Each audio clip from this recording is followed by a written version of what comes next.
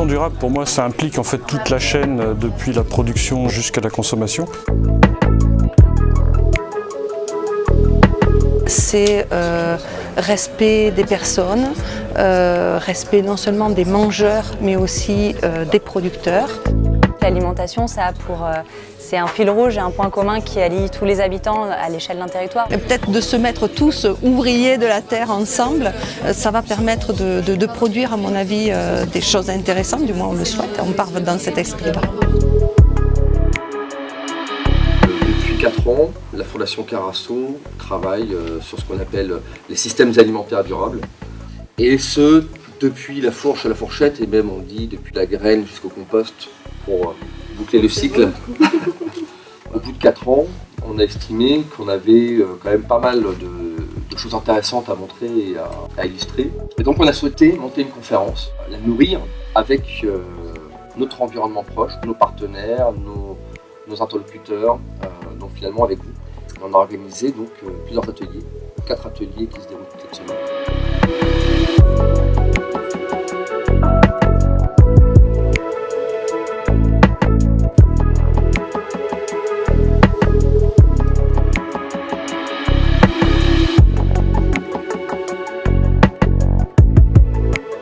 La question de l'alimentation, elle touche à la production agricole, mais elle ne touche pas qu'à ça. Elle touche à la question de la santé, elle touche à la question de l'éducation, elle touche des questions très sensibles, très émotionnelles, d'accessibilité, qui ne sont pas seulement l'accessibilité financière ou économique, mais aussi géographique, culturelle, éducative. Voilà. Donc la question de l'alimentation, elle est centrale. Et aujourd'hui, je pense que c'est une des questions politiques qui va être de plus en plus centrale. On se rend compte que finalement on a le reflet de la société aussi dans cette question-là et il n'y a pas forcément toujours des comportements vertueux autour de l'alimentation.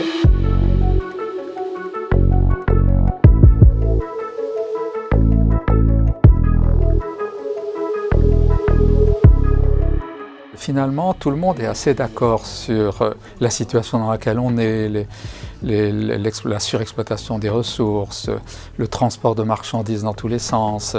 Et tout le monde est à peu près d'accord sur quelle serait la situation, disons, plus idéale, avec un développement plus durable, une alimentation saine, qui fait moins de kilomètres, qui abîme moins la nature. Tout le monde est à peu près d'accord. Le problème, c'est que personne ne sait comment on passe de A à B. Et donc le problème, c'est moins de définir l'endroit où on doit aller que de définir ce qu'on peut appeler maintenant une transition. C'est vrai que c'est compliqué de passer d'un système, même s'il ne fonctionne pas bien, à un autre système qu'on ne connaît pas. Ce sujet de la gouvernance alimentaire, de l'alimentation durable est un sujet nouveau. Donc on avance en pionnier. Alors il faut organiser les chariots, qu'il y ait un convoi et qu'on avance ensemble pour que ça fonctionne, bien entendu.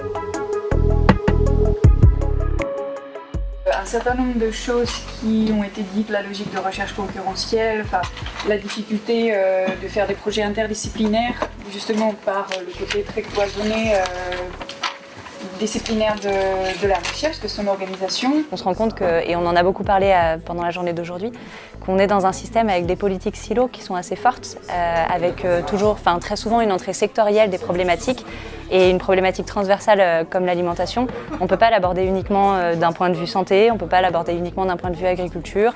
Il faut penser toute la filière depuis la production agricole jusqu'à l'assiette du consommateur et même jusqu'à la gestion des déchets. Donc c'est très large et donc ça nous oblige à mettre en branle un peu tous nos systèmes de pensée et notre système aussi organisationnel de gouvernance.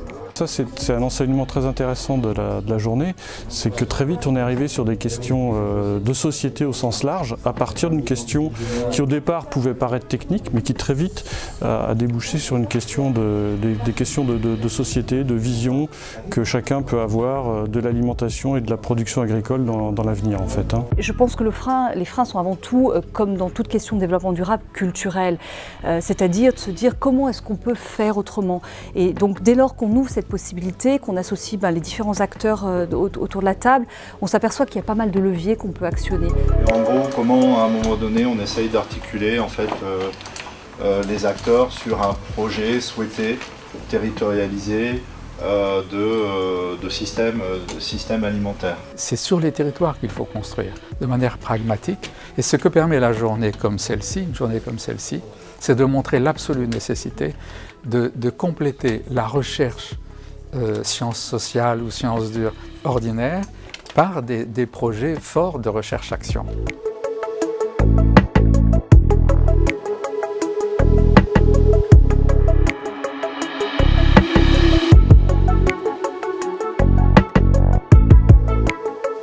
Je voudrais recentrer vraiment sur notre sujet, la dimension sociale de l'alimentation. Et donc, à chaque fois, c'est comment impliquer le secteur lucratif dans un projet alimentaire social, comme un de vos projets. On a besoin de cette intelligence collective pour avancer, pour travailler. On vise un objectif, une finalité qui n'est pas juste centrée sur notre petite association, notre petit projet, mais plus quelque chose de global. Et ce temps nous permet aussi d'essayer de tendre de plus en plus vers cette finalité. On est très demandeur, en tout cas en collectivité territoriale, comme celle à laquelle j'appartiens, de données émanant d'autres territoires. Éventuellement pour dépliquer les bonnes pratiques, mais également pour aller plus loin sur des sujets qui nous échappent. C'est important de pouvoir se rencontrer, échanger et éventuellement dupliquer.